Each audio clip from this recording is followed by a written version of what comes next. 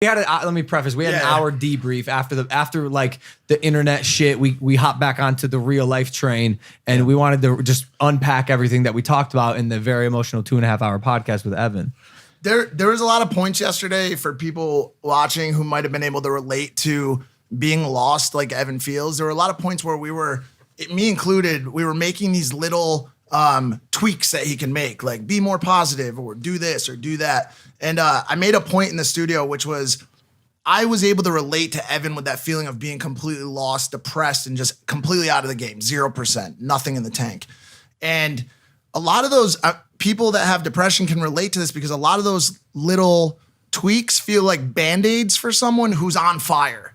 And I think Evan has felt for a while now like completely confused, completely lost, and unsure about how to go forward with his life. And so we had to stop putting Band-Aids on him and saying, hey man, if you look at the bright side, like those things just bounce right off people like that. They just bounce off like they have Teflon on. You used the bulletproof vest analogy, which I like. And so, so where we netted out with him was, as opposed to giving him these little takeaways, we gave him 5 very large steps, like immediate action items that he could take. And I when you were saying this yesterday, in the studio, I loved it, man. I fell in love with what you were saying because I think anyone can follow these steps and almost immediately turn around your life in a second. Do you want to say them? You came up with them. If you're depressed and you're using depressants, it's making your life harder. It's just making your life harder. Evan, I mean. We can say Evan loves weed. Evan loves weed. He has a weed is go-to drug. I have no problem with weed if you use it responsibly and it works for you. It doesn't work for Evan. It's a heavy depressant. He smokes it all day. He plays video games. Step 1, stop smoking weed. Step 2, alcohol is another depressant. I said, Evan, you don't drink that much, so I don't want to take that away from you completely. If you want to go out and party one night a week, fine.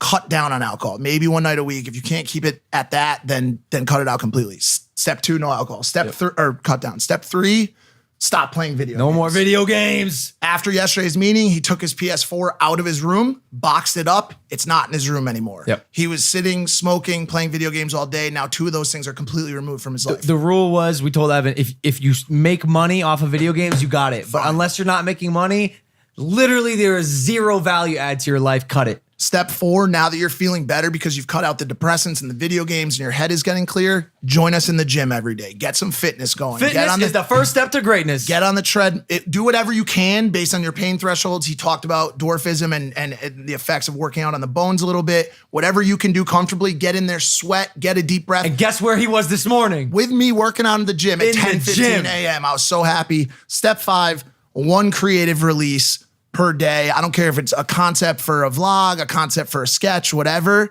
Just start using that brain creatively and getting that stuff cooking, because you literally are, Evan, in the best place in the entire world here at the house with us. And if you just make a few easy steps, not easy, but if you make a few quick action steps, your life is going to go pew.